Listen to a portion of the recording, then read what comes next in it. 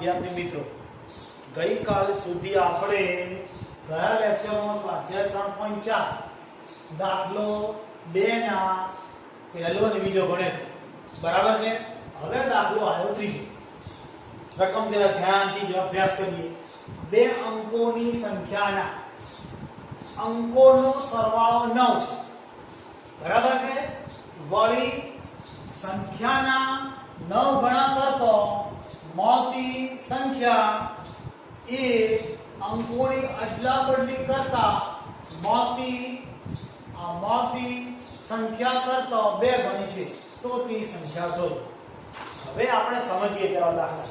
તો પછી તો તે સંખ્યા શોધો. હવે સંખ્યા આવે જેવી રીતે અપૂર્ણાંક આવે તો આપણે શું ધારતા? અંશ અને છેદ. તો સંખ્યા આવે શબ્દ તો આવું ધારવા. જ્યારે અપૂર્ણાંક આવે તો અંશ અને છેદ લઈએ. સંખ્યા આવે તો ધારો કે એકમનો અંક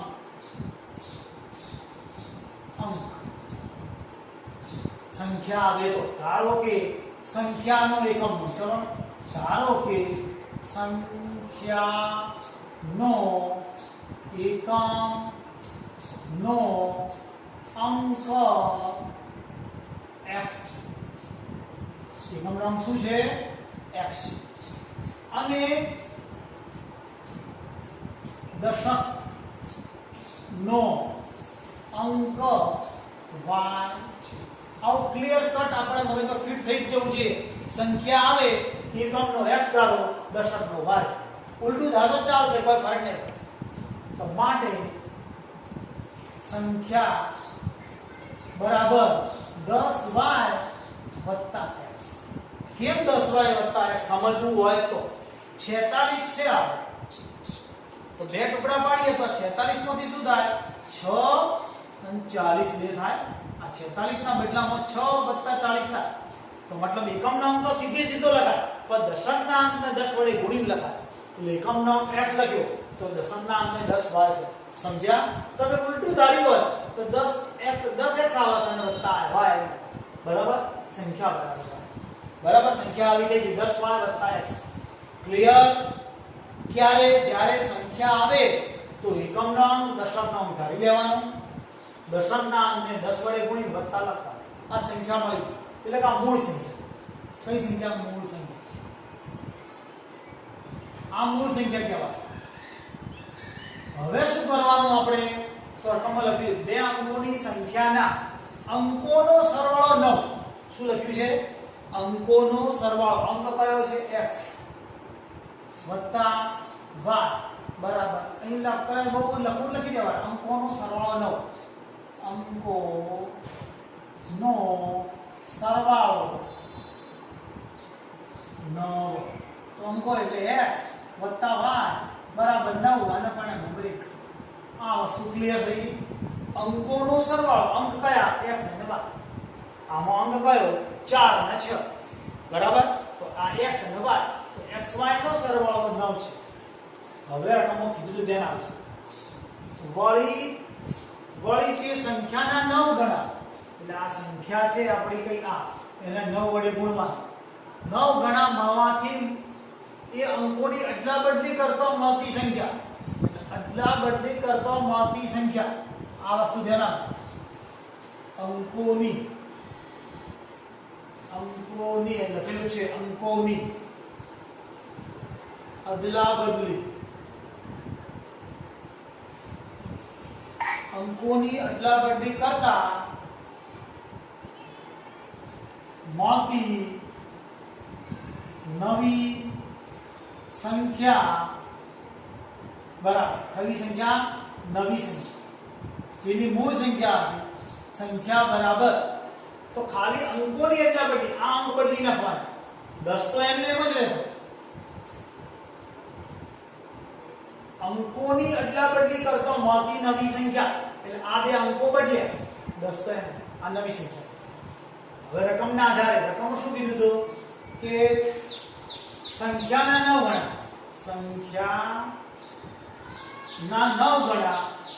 સંખ્યાના 9 ગણા જો લખેલું છે. સંખ્યાના 9 ગણા કરતો મળતી સંખ્યા અંકોની અદલાબદલી કરતો મળતી સંખ્યા કરતો બમણા છે એવું સ્પષ્ટ લખેલું છે બરાબર ફરતી સમજીએ બમણી બે ગણી અંકોની અદલાબદલી ની અદલા બદલી કરતો મળતી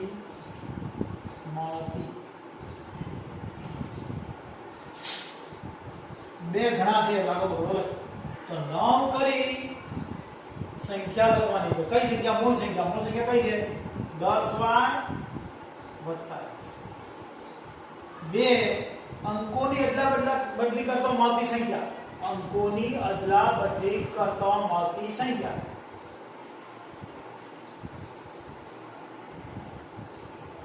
તો મળતી સંખ્યા કઈ છે 10x વત્તા આ ખાસ સમજવાનું ધ્યાન આપો હવે આનું સાદું રૂપ જ છે પહેલા કઈ કીધું હતું સંખ્યાના ચોખ્ખું લખ્યું છે તો સંખ્યાના 9 ગણા તો આ સંખ્યાના 9 ગણા પછી અંકોની અદલાબદલી કરતો મળતી સંખ્યાના 2 ગણા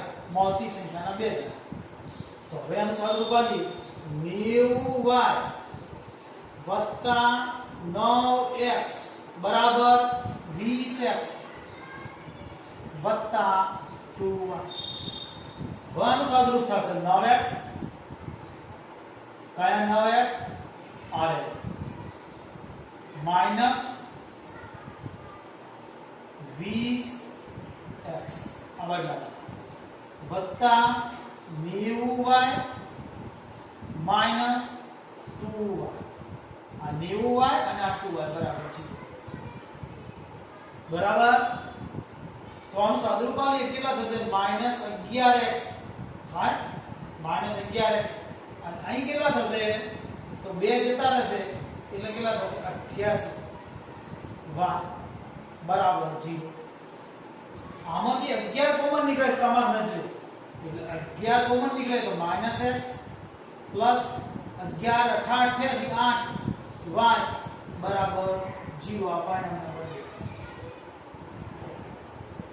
સમીકરણ બનાવતો ફરી એકવાર જોઈ લઈએ કેમ કે સમીકરણ બનાવવાનું છે પછી તો લોભની રીત છે સરળ છે શું કીધું છે પહેલા જેવી રીતે અપૂર્ણાંક આવે તો આપણે શું ધારતા અંશ અને છેદ બરાબર ને પછી અપૂર્ણાંક બરાબર x છેદમાં y તો જ્યારે બી સંખ્યા આવે રકમમાં સ્પષ્ટ લખ્યું તો તે સંખ્યા શોધો લખ્યું છે તો તે સંખ્યા શોધો તો સંખ્યા આવે તો ધારી દેવાનું ધારો કે એકમનો અંક x છે દશકનાંક y છે ઉલટું ધારક ચાલે તો આ 10y જે દશકના ઘારે હોય એને y લગાડવો પડે શીખવાડી પહેલા ના થાય 10 લગાડવો પડે વત્તા x આ મૂળ સંખ્યા તો અંકોનો સરવાળો 9 એટલે અંક x અને y નો સરવાળો 9 હવે કીધું છે અંકોની અદલાબદલી કરતો મળતી નવી સંખ્યા અંકોની અદલાબદલી એટલે આ બે અંકની અદલાબદલી કરી x ની અને y ની 10 એમ ને એટલે 10x વત્તા y થઈ ગયું હવે શરત આપી છે કે સંખ્યા જે સંખ્યાના 9 ગણા જો લખ્યું છે સંખ્યાના 9 ગણા અંકોની અદલાબદલી કરતા મળતી સંખ્યાના 2 ગણા તો આ 9 આ સંખ્યા એટલે મૂળ સંખ્યા આવી આપણે મૂળ સંખ્યા લખી કઈ આ મૂળ સંખ્યા અહીંયા લખી બરાબર 2 આ અંકોની અદલાબદલી કરતો નવી સંખ્યા આવી એ લખી પછી 9 વડે ગુણ્યા 10 ના 90 આ 9x બરાબર કરી 20x અને આ 2y હવે આ x ના જોડે x 9x માઈનસ આ બાજુ આવે એટલે 20y 20x બરાબર નથી લખ્યું આ 90y અને આ 2y બાદબાકી કરીએ તો કેટલા વધ્યા -11x 20 ની 9 ની બાદબાકી આ બાદબાકી કરીએ 88y બરાબર 0 -x એમને વત્તા 8y બરાબર 0 હવે સમીકરણ 1 અને 2 ઉકેલવાના સમીકરણ 1 અને 2 ઉકેલવા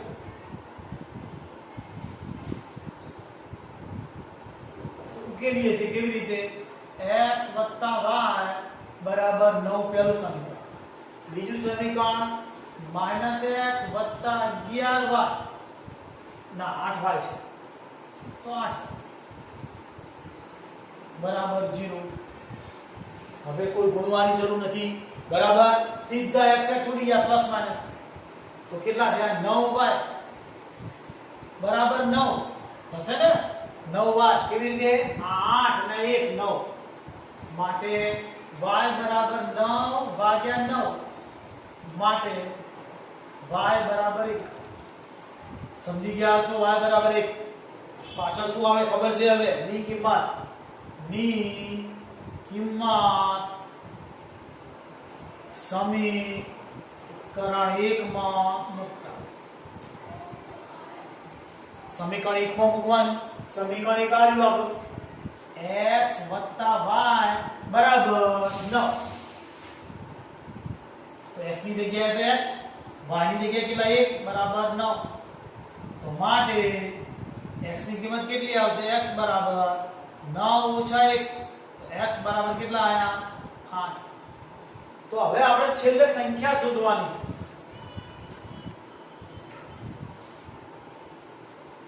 તો સંખ્યા બરાબર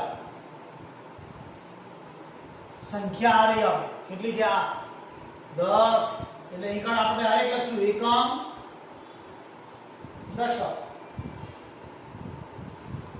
એકમના કેટલો આપણો x બરાબર છે ને તો એકમના x તરીકે કેટલા આયા 8 દશકના કેટલા આયા બોલો દશકના y એટલે તો સંખ્યા કઈ આવી ગઈ 18 સમજી ગયા દરેક જણ આપણે શોધવાની સંખ્યા બરાબર એકમ ને દશક ઉપરથી ડાયરેક્ટ 18 આવી ગયા સમજી શકો છો ને દરેક જણ આમાં મૂકશો તોય આવશે x ની જગ્યાએ કેટલા આયા આપણે 8 અને આ 10 વડે ગુણી મૂકો તોય 8 આવી ગયા બરાબર છે આમાં મૂકો તોય આવી જાય ને દરેક ને ખબર પડે ને આમાં એ ધારો કે 10y વત્તા x છે તો વત્તા x ની જગ્યાએ કેટલા છે આપણે તો 8 આ 10 અને y ની જગ્યાએ 1 તો 10 વત્તા 8 બરાબર સાદુરૂપ આપો તોય 18 આ રીતે લખો તોય ચાલે આમ ડાયરેક્ટ લખો તોય ચાલી જાય સમજ્યા છો દાખલો કયો પૂરો કર્યો આપણે 3 હવે ચોથો શિક્ષકો થવા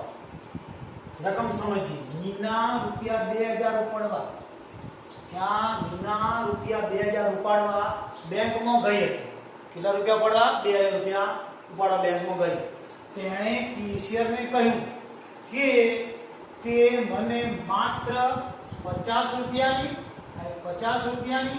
100 રૂપિયાની નોટો જ જોઈએ છે મીનાને કુલ 25 નોટો મળી હતી તો તેણે 100 રૂપિયાની અને 50 રૂપિયાની પ્રત્યેકની કેટલી નોટો મેળવી હશે કેટલા પ્રકારની નોટો છે બે પ્રકારની ને 100 રૂપિયાની ને 50 રૂપિયા પહેલા 50 ની છે તો ધારી લઈએ ધારો કે 50 રૂપિયાની નોટો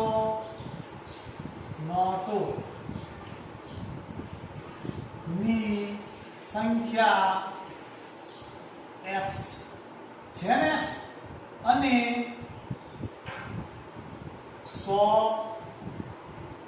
રૂપિયાની નોટો ની સંખ્યા y છે શું ધારો કે ચોખ્ખું લખ્યું છે તો તેણે 50 રૂપિયા અને 100 રૂપિયાની પ્રત્યેકની કેટલી નોટો મેળવી તો ધારો કે 50 રૂપિયાની x નોટો અને 100 રૂપિયાની y નોટો છે બરાબર છે હવે કુલ કેટલી નોટો હતી બધી થઈ જો રકમનો ખ્યાલ આવી જાય કેટલી 25 કુલ નોટો કેટલી છે 25 તો આપણે લખી દઈએ x વત્તા y બરાબર 25 આ આપણને સમીકરણ એક મળી ગયું જો સમજી લો બરાબર ને હવે એમ કીધું છે 50 કુલ રકમ કેટલી છે 2000 રૂપિયા તો આપણે નોટની સંખ્યા એટલે કે કેટલે 50 ને જોડે x વત્તા 100 જોડે y બરાબર બધા થઈ 2000 કુલ રકમ તો 2000 જ છે મારી પાસે 50 x કેમ આ નોટોની સંખ્યા છે x 50 રૂપિયાની x નોટ અને 100 રૂપિયાની y નોટ, કુલ રકમ 2000. હવે એનું સાદું રૂપ આલી દઈએ. કેમ? આપણને ખબર છે મીંડું મીંડું જતું રહે. દેખો જતું રહેશે બધી જગ્યાએથી. એટલે કેટલા વધ્યા? 50x વત્તા 10y બરાબર 200. હજુ છે દૂર છે 5 વડે જોઈતું જોડે 50 નહીં મીંડું મીંડું જાય બીજું કાંઈ નહીં. દરેકમાં એક મીંડું કાઢ્યું 5 તો 50 ની 5 એટલે હવે 5 નીકળશે. x વત્તા 5 દુ અને અહીં 5 વડે ભાગી નહીં દઈએ 5 24. કેવી રીતે બીજું સમીકરણ આવ્યું બરાબર સમજાવો. 50x ખબર પડી ને 50 રૂપિયાની x વાળો 100 રૂપિયાની ટોટલ 2000 રૂપિયા. સમીકરણ બરાબર ધ્યાન લખવામાં આવશે. હવે બધા મીંડા મીંડા એક એક જતા 5 વડે ભાગ્યું 5 વડે ભાગ્યું તો આ આવ્યો x. 5 વડે ભાગ્યું તો 5 10 5 વડે ભાગી નાખ્યું તો કેટલા થયા? 24 નહીં ભૂલી ચડી. ઓકે હવે બે સમીકરણો ઉકેલ કર. સમી 1 અને 2 ઉકેલતા. તો ઉકેલવાનું કેવી રીતે? જોડે લખી દઈએ x + y બરાબર 25 અને x + 2y બરાબર 40. હવે આપણે કોઈ ગુણવાની જરૂર નથી, બંને સરખા છે. જોઈજો ખાલી ચિહ્ન બદલી કાઢવું જોઈએ. આ પ્લસ છે તો માઈનસ, આ લે પ્લસ છે તો માઈનસ, અને આ પ્લસ છે તો અહીંયા માઈનસ. તો આ બંને ઉડી ગયા. તો આ 2y માંથી એક y જતો રહ્યો એટલે -y વધે, મોટી સંખ્યાનું ચિહ્ન. આ બે વાર y એક વખત y, બે માંથી એક y જતો રહ્યો એટલે વધ્યો કેટલો? એક વખત y, મોટી સંખ્યાનું ચિહ્ન. આ બંનેની બાદબાકી સમજી શકાય. અલગ અલગ ચિહ્નો બાદબાકી -15 થાય, મોટી સંખ્યાનું ચિહ્ન. તો y બરાબર કેટલા આયા? 15. હવે તમે એની પાછળ શું લખો છો યાદ છે? ની કિંમત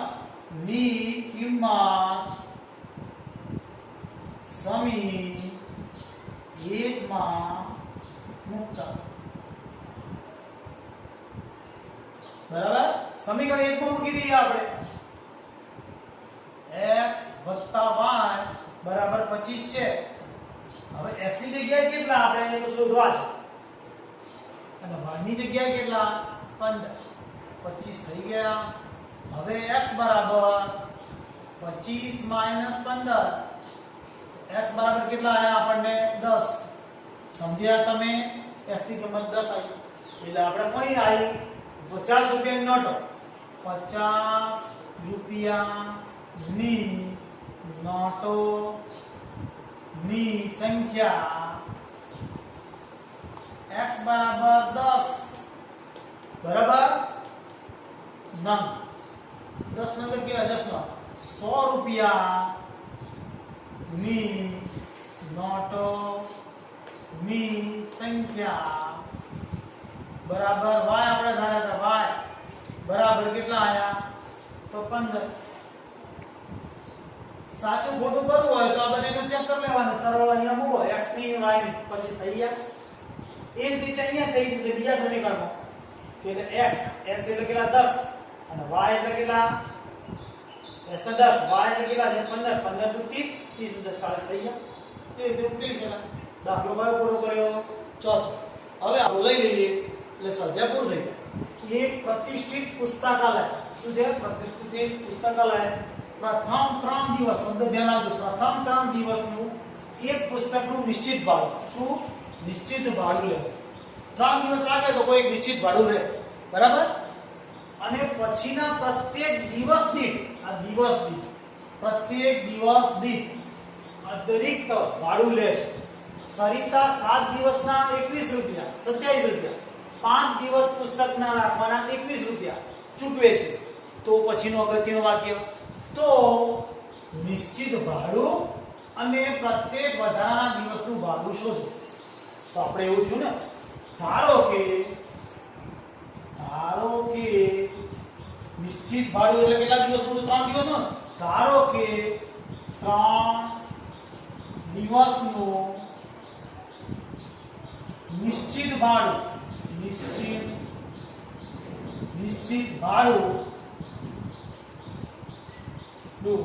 x રૂપિયા છે. ધારો કે 3 દિવસનું નિશ્ચિત ભાડું x રૂપિયા છે. તમે ડાયરેક્ટ નિશ્ચિત ભાડું લખો ચાલો. ધારો કે નિશ્ચિત ભાડું x રૂપિયા છે અને પ્રત્યેક વધારાના દિવસનું ભાડું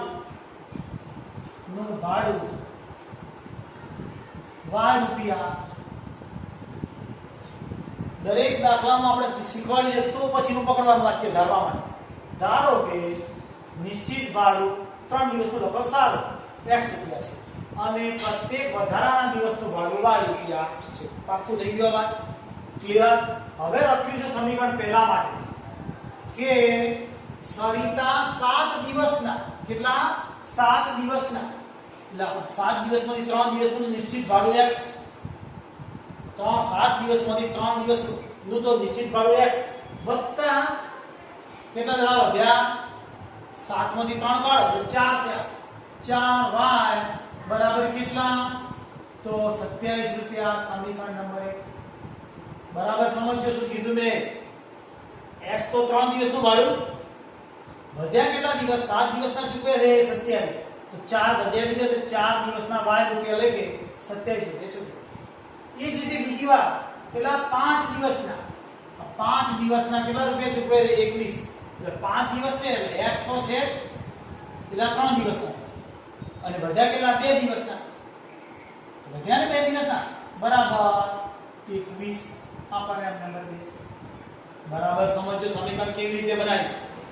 પહેલા ટોટલ 7 દિવસના 27 તો 3 દિવસના x રૂપિયા એટલે 7 માંથી 3 ગયા એટલે 4 દિવસ વધ્યા 4 દિવસ નું દરેક દિવસ દીઠ y રૂપિયા બરાબર 27 અને આમાં 5 દિવસના તો 3 દિવસના x રૂપિયા વધ્યા 2 દિવસના y રૂપિયા લખે ટોટલ થશે કેટલા 21. સમીકરણ બની ગયું ખબર પડી ગઈ. તો હવે તો ઉકેલવાનું કઈ રીતે આવશે આપણે લૂપની રીત. સમીકરણ 1 અને 2 ઉકેલતા સમજા ઉકેલતા. હવે કેવી રીતે ઉકેલીએ x 4y બરાબર 27 x 2y is equal to 21 બરાબર ને. શું કરીશું આપણે હવે ચિહ્ન બદલવાનું તમે સમજી શકો છો. બદલી કાઢ્યા બંને ઉડી ગયા 2y વધ્યા ને આ 4 માંથી 2 જતા રહેશે બરાબર કેટલા વધ્યા બાદબાકી કરો કેટલા 6 થાય ને 6 y બરાબર 6 ભાગ્યા 2 એટલે y બરાબર 3 આપણે આવી ગયા. શું કરશું આ 3 ની કિંમત સમીકરણ 1 માં મૂકતા બરાબર છે. તો હવે શું થશે અહીંયા x 4y બરાબર 27 x ની જગ્યાએ કેટલા છે ખબર નથી y ની જગ્યાએ કેટલા છે 4 y ની જગ્યાએ કેટલા છે 3 27 છે અમને x બરાબર 4 તરી 12 થયા 27 થયા x બરાબર 27 માઈનસ 12 x બરાબર બાદબાકી કરીએ તો 5 માંથી 7 માંથી 2 ગયા 5 અને આ 2 માંથી ગયો 2 તો નિશ્ચિત ભાડું કેટલું આવ્યું તો માટે નિશ્ચિત ભાડું x બરાબર કેટલા આયા 15 રૂપિયા એટલે કે 3 દિવસના 15 રૂપિયા. ક્લિયર? 3 દિવસના કેટલા રૂપિયા 15 રૂપિયા. અને બીજું શું આવ્યું પ્રત્યેક વધારાના દિવસનું ભાડું પ્રત્યેક વધારાના દિવસનું ભાડું y બરાબર કેટલા આયા છે આપણે 3 રૂપિયા. ક્લિયર? સમજ પડી ગઈ? ફરી એકવાર ખાલી સમીકરણ સમજી બરાબર ધ્યાન આપો. શું કરી છે આપણે અહીં રકમમાં લખ્યું નિશ્ચિત ભાડું કેટલા દિવસનું 3 દિવસ તો 3 દિવસનું નિશ્ચિત ભાડું x પ્રત્યેક વધારાના દિવસનું ભાડું y ક્લિયર? હવે ફર્સ્ટ લખેલું છે કે ભાઈ કેટલા દિવસ? 7 દિવસના 21 27. 7 દિવસના 27 એટલે 3 દિવસનું ભાડું નિશ્ચિત. હવે કેવી રીતે આ સમીકરણ આવ્યું છે? તો આપણે આ 7 દિવસ હતા તેમાંથી 3 દિવસ કાઢ્યા એટલે 4 આવ્યા આ દિવસ, અને એનું ભાડું આ રૂપિયા હતું, ગુણાકાર કરો એટલે 27 જાય. બરાબર? હવે બીજી વાર 5 દિવસનું, તો 3 દિવસ, આ 5 દિવસમાંથી 3 દિવસ કાઢી નાખ્યા એટલે 2 દિવસ આયા. આ નિશ્ચિત ભાડું એટલે બાદબાકી કરી એટલે કેટલા આયા? 2y બરાબર 21. સમજ્યા ને? પછીનું સમીકરણ ઉકેલ્યું તમને આવડે. આ રીતે સ્વાધ્યાય આપણે કયું પૂરું કર્યું? 3.4 પૂરું કર્યું. સમજ્યા? લોપની રીત પૂરી કરી, આદેશની રીત પૂરી કરી, આલેખની રીત પૂરી કરી. હવે ચોકડી ગુણાકાર રીત સ્વાધ્યાય નંબર 3.5 માં આવતીકાલે ચાલુ કરશું. ધ્યાન આપો. હવે પછીના લેક્ચરમાં એની માહિતી મળશે.